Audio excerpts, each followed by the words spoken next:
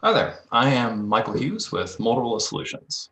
At Motorola Solutions, we create software for everyday heroes. Public safety agencies around the world rely on our software and its unique capabilities to respond to mission-critical situations and protect their communities. Thanks for joining us today for the last of these Motorola Solutions Tech Talks on Cloud, virtual series hosted by Silicon Slopes. Today, we'll be looking at best practices and patterns around user and service identity on the cloud, of course. Let me move this over here. I'm going to share my screen and start my presentation now.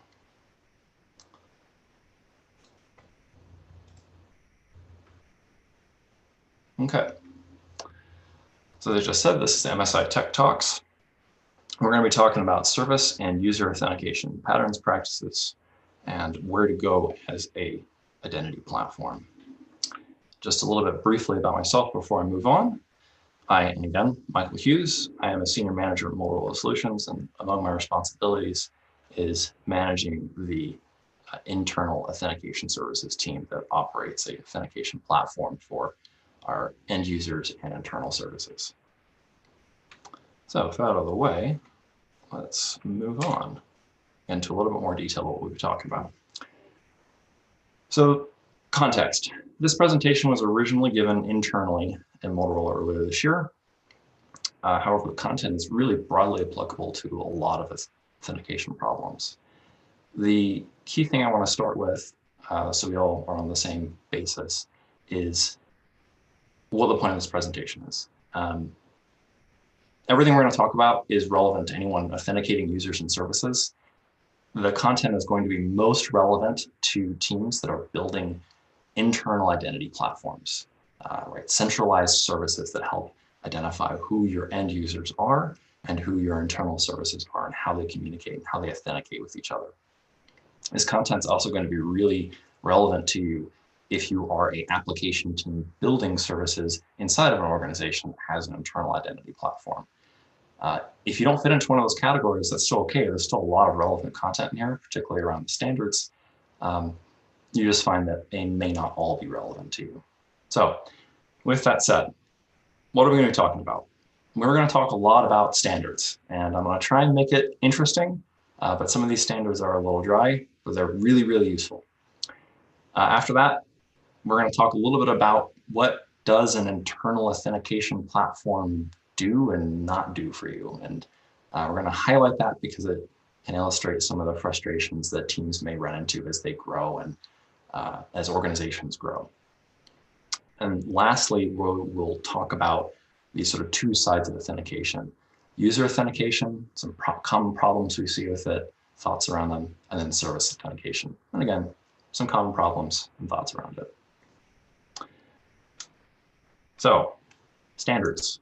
One of the nice things about working within authentication is that there are a lot of standards. It means we can build libraries, and we're going to talk a lot about libraries later. Unfortunately, it also means there's a lot of reading material. I am not going to go through the standards word for word. There's way too much text. There's way too many of them to do that. I'm going to highlight some ones that I think are absolutely critical to building an authentication platform and critical to effectively using an authentication platform. You can see some of the ones we're going to talk about at the top there, but let's keep on moving. So, funnily enough, in a talk about authentication, the first one I want to talk about is a authorization standard. So OAuth II, it forms the basis for a lot of what we're going to talk about. OAuth II is an authorization standard. And I'm repeating myself because oftentimes we see a bit of confusion happen with how the standard is used.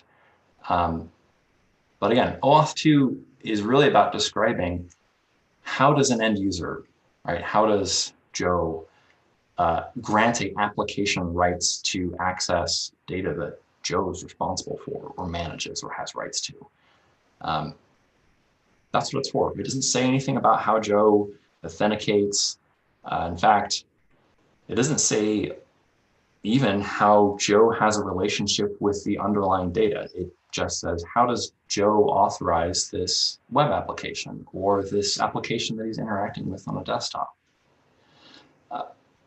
Why do I bother talking about OAuth 2? Well, it forms the basis for other standards that do help authenticate our end users. It also includes some really critical specifications in it called flows that we'll be using later and demonstrating. Two of them I'll call out now: client credentials. We're going to talk about that when we get to services. It's all about client credentials flow. Authorization code flow, very useful. We'll be talking about it when it comes to users. And that's all I'm going to talk about for OAuth 2. So moving along, something that's built directly on top of OAuth 2, OpenID Connect. So I use the word standard in here. It's more of a specification. It's a layer on top of OAuth 2. It provides essentially an extension to that RFC that describes how to identify a user. The way OpenID Connect provides identities for a user is this new thing that it specifies, something called an ID token. The standard leaves some parts of OAuth 2 that were ambiguous, still ambiguous. Unfortunately, this one that I will call out that's really important, we're actually gonna address this later, is a component of the OAuth 2 standard that's left ambiguous is this thing called an access token. And really, that's just a way of describing how the user is authorized to access those backend APIs. OpenID Connect also leaves that unspecified. Inside of Motorola, we've made some decisions to specify that, and you'll see how that plays out in a demo or two that I show later. OpenID Connect, it's about authorization, it's about authentication, authenticating the end user. It actually still doesn't say anything about the user's authorization status relative to the resource server. So again, I want to get these diagrams, these sort of three components in our minds as we're talking about this. We're talking about building platforms and how do I, as an application team, interact with my users, my underlying application, my underlying authentication platform. There's really sort of these 3 or 4 parties in play. There's our end users. There's the thing that the user actually interacts with to authenticate. And depending on the standard, there's actually a couple of different names for that. There's the application the user interacts with. And then there's the underlying server that has the data we're interested in serving up to the user.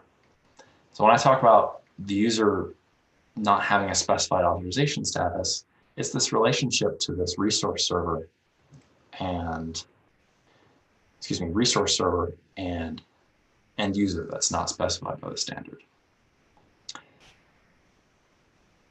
Coming back to the point about ID tokens, the nice thing that OpenID Connect does specify for us and essentially makes less opaque, because it does say, okay, these ID tokens do need to follow this other standard, this other RFC called JSON Web Tokens. So I'll actually stop here. At this point, if you went and did a web search using your favorite search engine for OpenID Connect and OAuth 2, you'd have the RFCs and essentially tools needed to build an authentication platform. Right? If you're an organization, you've got a single API, you're growing, you're adding more APIs, and you want to centralize user authentication, this is how you do it. These are the standards that would help you do that. But we're going to keep going and keep adding on more things because, well, there's just more to talk about, and there's more standards that help us do things better than just these two alone. Before we get to new standards, I want to highlight something really important. This is authorization code flow. So this flow, I mentioned OAuth 2 has these different flows, these different ways of authorizing. OpenID Connect has different flows, different ways of authenticating. Authorization code flow shows up in both.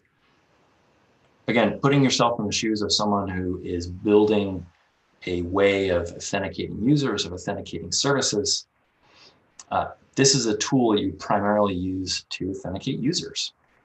It's for humans, it's for your end users that want to interact with the system that you're building. I don't want to get lost in the technical details or sort of the weeds of what's going on here. The key thing I'll point out is everything that's going on here is through the browser, right? These are all HTTP redirects. The best way to do all this is to keep it all secured, all encrypted, using a technology like TLS. If you can't, There are some mitigations for that. We'll talk about that later. But the key point is this is a user using this flow with a web browser to authenticate themselves. So again, if you're building a solution for user authentication, the terms to look for, the service providers, the libraries to look for, you're really searching for things that support Auth code flow and OpenID Connect. Client credential flow. So I'm talking about flows. This presentation also covers services. So this is the flow we're going to primarily use for daemons. Right? Internally, if you want to identify services, give them unique identities, how do we allow those services to authenticate? It's through this client credential flow. And we see this note about scopes. We'll come back to scopes a little bit when we talk about problems and how we solve them with daemons and service authentication. Another really important extension to existing standards, token introspection. So I've been talking a lot about tokens. I haven't really explained what they are. We actually don't have the time to go into a huge amount of detail with them. But essentially, you can think of them as pieces of information that are passed around that either identify you as an individual, like the ID token from OpenID Connect, or indicate that the bearer of that token has the right to do something, an access token, the bearer access token. So OAuth II token introspection is an RFC that extends, again, the existing standards, it builds on top of them to provide a way to essentially say, okay, what does this token actually mean, right? Is it valid? I'm actually not going to give this demo because you're going to see some elements of it later. The key thing I'll point out about this that's important is, again, if you are building an identity platform and you want to implement the standard and have your application teams use it, something that's absolutely critical about this standard as well, it defines how you do the action of saying, hey, is this token valid or not? The standard actually leaves it up to the implementer about what valid actually means. To give you a very concrete example, in some scenarios, valid might mean that the user has authenticated and they have an unexpired session, right? They authenticated in the last 30 minutes. And only if that's true do we say that the token, the ID token or access token given to the user is still valid. In other scenarios, it's perfectly legitimate to say, hey, you know what, even though the user's no longer authenticated, it's been 24 hours since they last put their password in, we're still going to say that this access token that was previously issued is valid. The standard leaves that implementation detail, that critical implementation detail, up to you.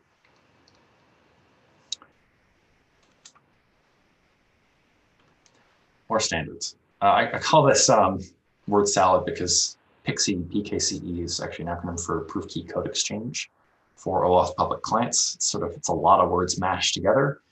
As I said earlier, auth code flow is our primary way for authenticating users, right? If you're building internal services or if you're an application team that wants to integrate with a OpenID Connect provider to authenticate your end users, you're more likely than not going to use the auth code flow.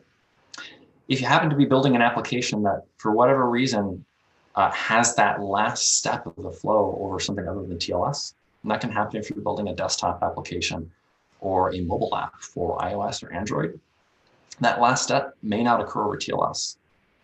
And that enables some attacks where someone can impersonate the end user or impersonate your application and steal your users.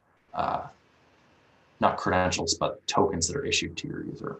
That's bad, right? Because that allows an attacker to impersonate your end users. Probably don't want that. So this standard, this RFC, provides a mitigation for that. I'm not going to go into exactly how it works, because again, we don't have the time, but I will demo it briefly. Finally, last standard, OAuth II token exchange. So the leader for this presentation talked about better ways of identifying users and better ways of doing service to service.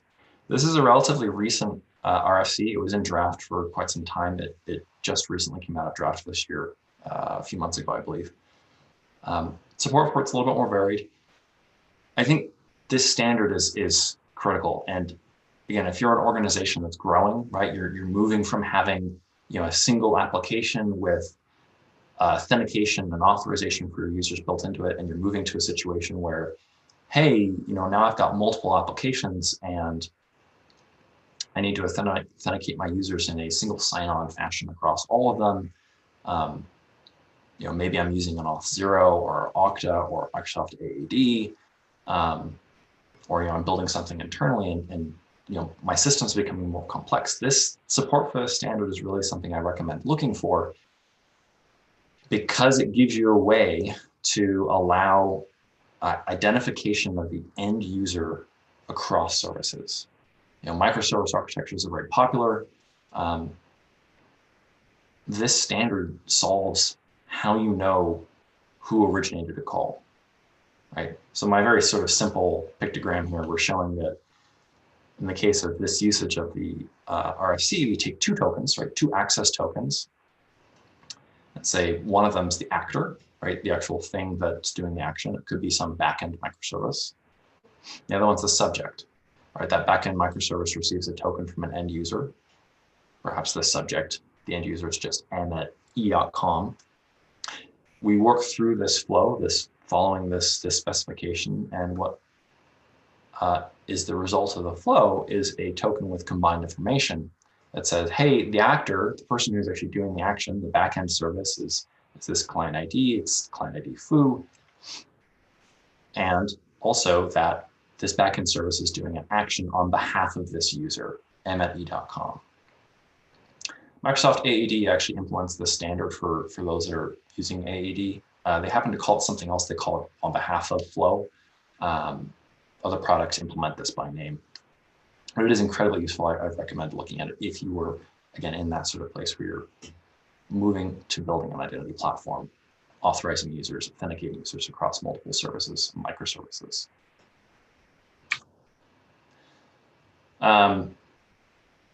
This is the last slide in the sort of standard section. I bring it up because partly out of a sense of humor, because there are so many standards in this space that begin with the letter J, all because they include JSON in the name. Incidentally, JSON itself also has its own RFC. Every single one of these things is in some kind of spec or RFC or standard. It's incredible. Ones I do recommend becoming familiar with if you haven't seen them before: JSON Web Token, Java OAuth II client authentication authorization grants. Those are the really key ones out of this list. So again, just to back up, summarize, you're trying to build an identity platform and you're trying to do it in a standardized way that's reusable. I strongly recommend looking through these standards. I've tried to provide a brief summary here of kind of how those flows work, but the text is usually pretty readable, and I recommend taking a look at it. I don't think there's any QA yet, so I'm going to keep on moving. Okay, authentication services. I was originally going to remove this section since it was focused on talking about what our internal identity platform provides at Motorola Solutions to our application teams. I left it in because I realized that the problems that our team face are not unique.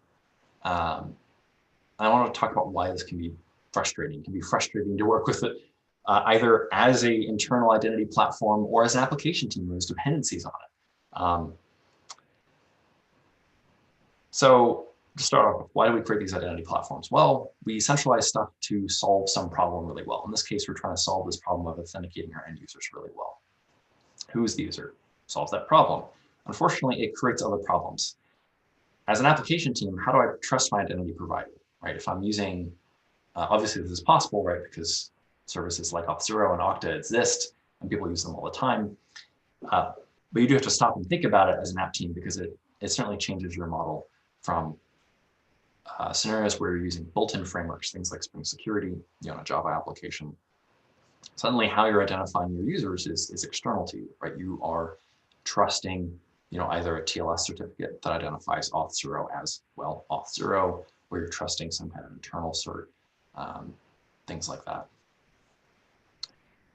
Other problems. Do I trust services built by other teams? Again, microservices is very popular sort of architectural paradigm these days. How you create trust between those services becomes more complicated as you scale out. This last one perhaps is the most important, even though I put at the bottom, which is, again, moving from the model of simple applications that integrate authentication frameworks to more complex ones that are distributed and rely on centralized systems. Oftentimes in sort of the simple state of things where I have an integrated security framework, I trust that the user has some kind of authentication status because they're authenticated. Right? It's one and the same. As soon as I break those apart and I start centralizing things, I have many services relying on each other. Authentication status stops meaning that the authenticated user has any kind of authorization. This is a problem. I don't highlight it later, but I'd almost call this out as a problem to be wary of as your organization grows, because this assumption can become very dangerous. So if you ignore the terrifying smiley face, we're just briefly thinking about from the context of what does a centralized authentication team do? This applies even if you're using a SaaS service. Again, think of the Auth Zeros and the Oktas of the world. They help identify users in your environment. They can help identify runtime services. Think about daemons authenticating using the client credentials flow. And if you're using scopes, they can provide simplistic authorization between services. And that's it. It's about how you identify who's who in your environment. We can't make authorization decisions for you. We can't make, generally speaking, authorizations for your services. We can't secure your services for you. We can't rotate secrets for you. All these things are sort of a list of things where we're, not just within Motorola, to be clear, but globally. I want to be really clear about this, but we've seen where people go wrong in the past and make assumptions that have turned out badly.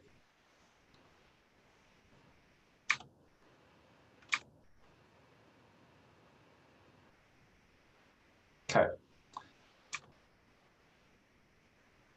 So now we're moving on to the sort of back half of the presentation with some examples, or sorry, back third of the presentation with some examples and discussing these sort of specific scenarios of user authentication and service authentication.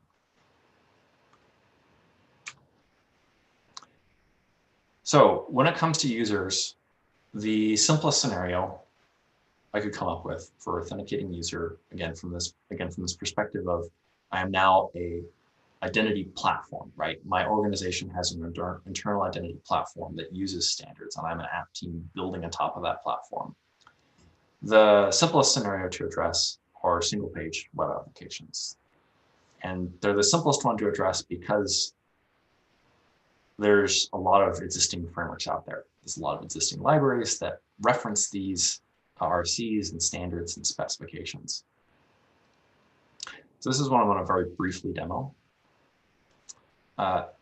So for those of you who've worked with these kinds of standards before, you'll recognize this is actually the OAuth, the native JS OAuth demo application. I'm actually quite proud to say that I wrote essentially zero code to make this happen, which is awesome. Because what that means is we have libraries that are built on top of these standards that enable us to authenticate people without having to write a whole lot of code. That's amazing. So the first thing I'm going to do is click on this little fetch configuration button, which for those of you who can see it, I'm not going to talk about all these fields, but it's calling a standardized endpoint. It's defined in these standards that I've talked about. It defines a way for an authentication server to talk about itself and describe itself. We're going to make an authorization request. And this is using authorization code flow with Pixie. And this is actually against a little local server I'm running locally. I'll just pause here. I happen to be using Ping Federate. There are other providers out there. I happen to be more familiar with Ping Federate, and it was just easier for me to set up running locally on my laptop. Again, you can do the same stuff with Auth0 and Okta and AAD and any number of open source frameworks out there as well. So go ahead and sign on. This is the consent, right? So earlier when I talked about OAuth II and how it's about granting authorization, it's a user granting authorization to an application.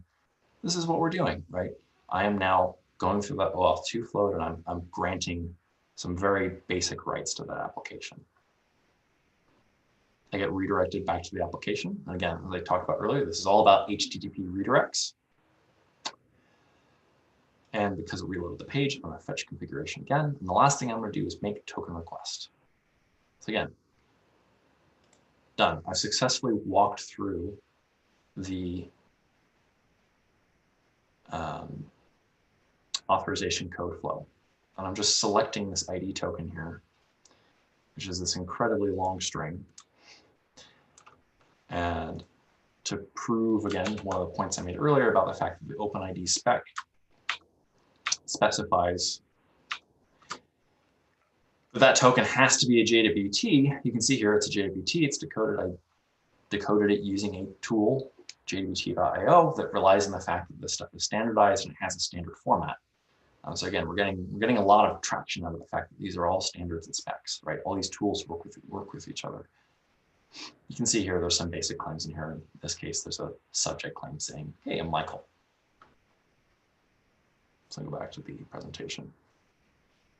And that's it. And that was, as I say, it's the easiest scenario to address. I actually didn't write any code at all to make this happen, just a little bit of configuration. So the next scenario I want to talk about is desktop applications. Desktop applications are very similar to how single-page web apps work, with a twist. The twist I want to point out is everything still happens in a browser. The only real catch is that your desktop app needs to have a way of kicking the user out to a local web browser on that same desktop, where the user goes through the exact same workflow I just demoed. And then when they come back, there has to be a way, usually through a loopback address, something like HTTP localhost, that allows that desktop application to get the token, get the access token in the end. There is a RFC for this, of course, like everything else. It's called OAuth II for native apps. You can do a web search for it again, and again, your favorite web browser, or web search engine. Some really important things I'll talk about this flow. Do not embed a custom view in your desktop application. That's something that was done in the past. The biggest problem with that, there's a bunch of problems with it, but the biggest problem with it from a security perspective is it grants that desktop application access to the user's credentials. We really don't want the user's credentials, whether that's something basic like username and password, or something very fancy like a passwordless FIDO2 flow. You really don't want either one of those interacting, going over any medium other than directly between the end user and the thing that's performing authentication. So any intermediaries in there can create security holes, right? Places where the user's credentials are leaked. Devices. There's a Motorola device here that's used by some public safety officers out in the world. Devices, in a lot of ways, are very similar to desktops. In this case, if you are working with a standardized device, right, something that uses iOS or Android, there are libraries. You don't have to write the code yourself, which is awesome. Again, taking advantage of standards and specifications. AppAuth, I used a demo, the AppAuth native JS library, but they also provide libraries for iOS and Android, which is awesome. If you're working with devices that don't have a screen or have a very small screen, well, if you have a very small screen, there's another RFC you could potentially use called device flow. If there's no screen, then that's a little bit more challenging. You may have to do something outside of what the specs have completely standardized. So talking about some problems that we see often with user authentication. The big one, which I've talked about a couple times now, is security of that auth code flow, that primary flow used for authenticating the user. That flow does involve redirecting the user using HTTP redirects a bunch of times. It's really critical that all those redirects occur over some kind of secure medium, usually TLS, HTTPS. If you're in a scenario like a desktop where that can't happen for the last step, then there is an RFC PXE, which helps with that. And again, the app auth code actually demonstrates how that works. If you're doing synthetic testing, right, you're in a scenario where you need a user to authenticate as if, you need a daemon to authenticate as if it's a user to test workflow. If you're doing this, that's awesome. Please continue. We do it internally. It's a great way of catching problems before your end users see them. However, when doing this, I've seen that there is a temptation sometimes to use this thing called ROPC flow. My advice would be don't do it. The flow is deprecated, support for it is poor with modern identity providers, and it will not be part of, it is not part of the draft of the next version of OAuth. The new draft standard came out recently. It's ROPC flow is eliminated from it. So I'm not going to go into it more because I don't recommend it. My recommendation in this area would instead to be having your daemons authenticate using the same flow that your users do. In some cases, that may mean using a technology like Selenium or other browser automation. My mind, that's actually preferable because it really means that you're doing synthetic testing, you're actually testing the flow your users encounter. A couple other things we see frequently. As part of all these redirects where we're passing users or the user's browser around, there are several points where we validate that the next place we're going to send the user is correct. One of these is this concept of a redirect URI that's configured as part of OAuth, as part of the OAuth II standard. We sometimes see people configure these with very broad wildcards, right? Allowing redirect basically anywhere. Advice would be don't do this. It's a way that it can actually create opportunities for phishing attacks on your end users. This is actually another area where the next version, a sort of draft OAuth standard, in fact, disallows the use of wildcards for this very reason, because doing that reduces the ability for, reduces the possibility of phishing attacks. Custom login screens are challenging. I don't have much advice there. If you're building a platform, as you build a platform, think about how you're going to provide different screens for different host names or different sizes of screens, right? Everything from a desktop to a mobile browser. So that was user auth. Okay, I don't think there's any questions. We'll keep on moving. Services authentication. So this is the last major section of this presentation. We've got a couple demos. We're going to talk about essentially how to authenticate services.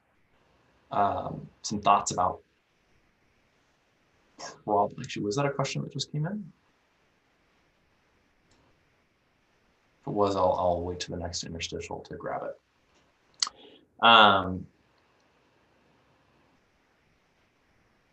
We're going to talk about libraries and, again, problems. Same structure as what we just talked through. Service authentication flows. So I've touched on this previously. Client credentials is the primary flow we're going to use for this. Like I've said a bunch of times already, it's standardized. There's libraries. Please use libraries. That's sort of the beauty of these specifications and standards. One nuance I'll point out, and I haven't gone into an extreme depth with a lot of these standards, but something I pointed out is that the OpenID Connect standard adds a new token type. When you're authenticating a user, it adds this ID token. Well, client credential flow is actually specified as part of the OAuth II standard. So there's no ID token. So as a daemon authenticating with client credentials, right? If I'm an app team, right, I'm building a daemon that needs client credentials to authenticate, then it's only going to get an access token. If your identity platform has chosen to issue access tokens that have no contents in them or just simple strings, then this sort of has implications about how your application acts and how it interacts with services that it calls. Because there's no other way of identifying who that end, who the calling service is, because there's no ID token. So something really important in this area I want to talk about is private key job authentication.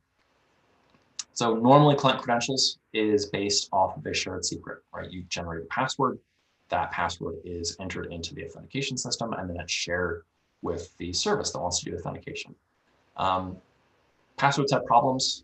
I think it's been pretty well recognized now. We're trying to get away from them in the user authentication space. But pretty prevalent with client credentials flow. There are ways around it. Private key jot is one way of doing that. So private key jot uses public key cryptography to essentially remove the need for having a shared secret. Instead, the client that wants to authenticate has a private key. The public half of that key is then shared with the authentication server. And when the daemon wants to do a authentication request, it creates a request payload. In fact, the request payload that's defined in this specification is a JWT, a JSON Web Token.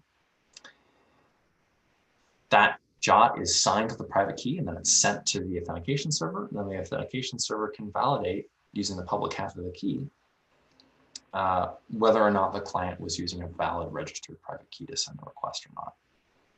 It's a little bit more complicated to set up, but it's also safer because there's no shared secrets.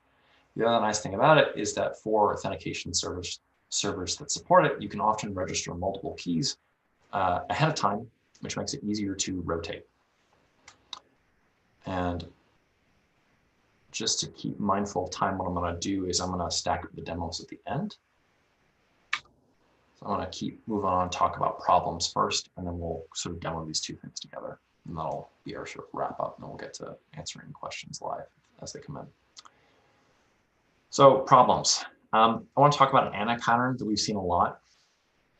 And again, this is sort of broadly, not necessarily specific to Motorola solutions. A lot of organizations, as you sort of build out a microservices architecture, one sort of critical thing you do to make that more reliable is allowing backend services to retry, right? And they get some kind of request failure, if it's over, I'm talking about HTTP here, right? 401 errors. Oftentimes retrying is a very good thing. Unfortunately, when we're talking about authentication and a backend service that's failing to authenticate, retrying can be bad, right? If that backend service has bad credentials, then its authentication attempt is never going to succeed. And retrying over and over and over again just generates load on the authentication services that don't need to be there. This can get bad enough, actually, that in some cases, if you have a very, very, very large number of services that are distributed with bad credentials, you can almost create a unintentional self-distributed denial of service attack. So this is one area around authentication where it's actually not necessarily a good thing to always retry on failure. Something else I'll call out. I think over the, particularly recent history, we've made a good point of what are sort of common standards, common good things around IT security and, not sharing user IDs. Unfortunately, some of those practices don't always extend to how service identities. My advice here, and this is the thing we see occasionally, are reuse of client IDs. This is sort of like reusing an account that's been assigned to a service, right? It's like a human user sharing their credentials with someone else.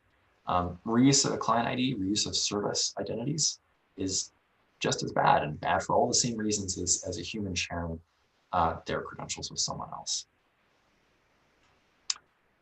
Rotation of shared secrets. Earlier, I said that your authentication platform team is probably not going to solve this problem for you. It is a problem, though. I pointed out here, there's a few ways of solving it.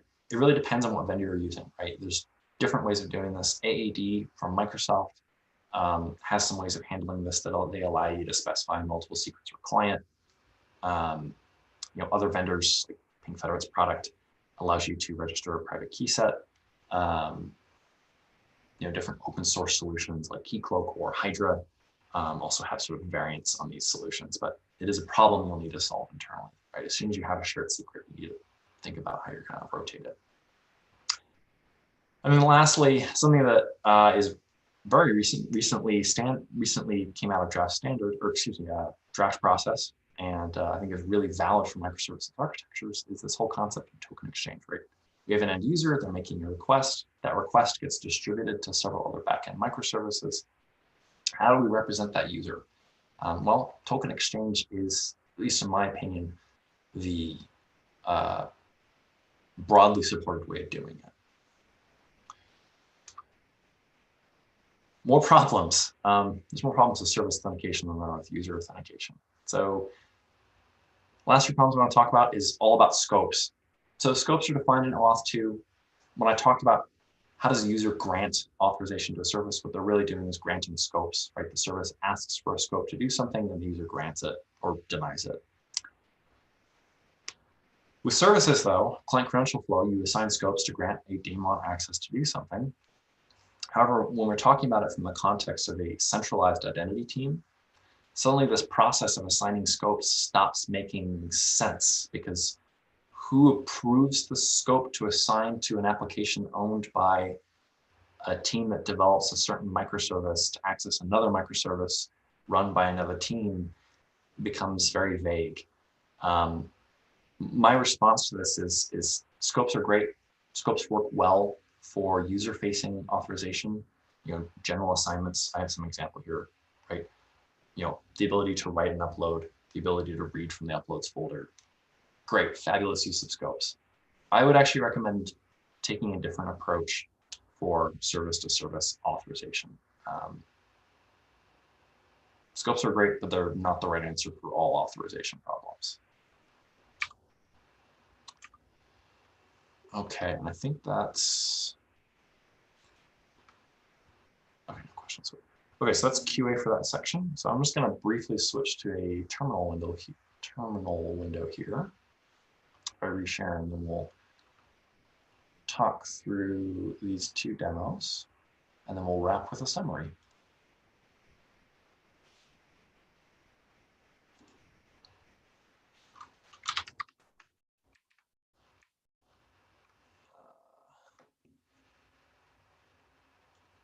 There we go. Okay, good. So I believe this is large enough. So first, let me just start off with this little introspection demo. So the one thing I'll call out here, I am using this flag with Node. So I'm using Node.js for these demos. I'm using this flag that turns off a security setting in Node because I'm using a authentication server running in a Docker container locally. Do not do this in production code. Don't even do this in development code. Don't do this for anything other than local applications. But I happen to be using a self-signed cert running locally on my laptop here. So I think it's okay for that. This is just a brief demo of introspection. For those of you that like to read code, this is my, at this point, very poor JavaScript for doing this. One thing I'll call out is I am using a library to do this authentication, right? And I give it that well-known URL I pointed out earlier that was used for the AppAuth library. In this case, I'm using the library called OpenID Client. It's a popular JavaScript library that can be used by server-side applications. I'm using that to do client credential flow with a shared secret. And this is it. These are all the lines of code I need to do the authentication process. Standardized libraries, they'll make it easy. I then decided to show what the actual call to the server looks like. Again, I'm using localhost here because it's within a Docker container. This is the introspect API, and it returns to me information about the token. So let me move forward to the next demo. Authn very briefly shows what it looks like to do private key job authentication. I just want to show that again, libraries make this really easy. This is why standards and specifications are awesome. So again, same library. I read in a private key file that defines the private key that we're going to be using to sign the request, like I talked about. And this is it. This, actually, sorry, these lines right here are all I need to do to create that signed request. It's actually, in some respects, even shorter than using a shared secret, which is really awesome, given that it's more secure as well. The last demonstration I've got here is Exchange.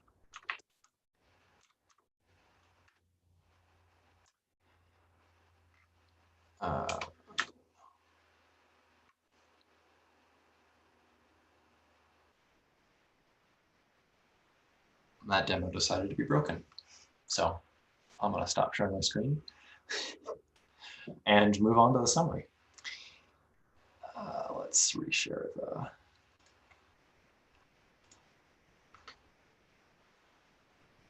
It's funny, I set things up to work just before the demo and they still broke. So despite the token exchange demo not working, I will promise that it does work with technologies like AAD and Ping Federate. You just have to configure it correctly, which I clearly didn't. Other things to remember, if you have no other takeaways from this presentation, please, please, please use open source software or internal libraries, or if it makes sense, proprietary solutions to build these platforms and applications. Again, there's, as far as the actual services to do this, there's Microsoft AAD, Okta, Auth0, Hydra, Keycloak, Ping Federate. Don't build something custom unless you have a very, very good reason to do so. If you go custom, you're sort of losing a lot of the value of having all these things standardized and well publicized. If you're building native client software, desktops, Android, iOS applications, make sure you're using a library that supports Pixie. Service accounts and providing identities for services, I think, is really important, and we should all be doing it. We should not just be trusting firewalls to protect our service-to-service communication. On the other hand, service accounts are really hard to manage correctly. Secret rotation is not a universally solved problem. Private key job authentication can make this better. I just did a brief demo of it showing how easy it can be. It's a handful of lines of code, assuming you're using the library. And finally, you can use OAuth II scopes for service authentication, but it's a best effort solution. And I strongly recommend, this might actually be a scenario where building something custom or leveraging your authorization system that authorizes users to authorize services might make more sense. So with that rapid fire summary, that is actually the end of the presentation. And since I believe this is the last in the series, I want to thank everyone for joining, watching after the live presentation if you do, and hopefully learning something useful from these Motorola Solutions Tech Talks on cloud.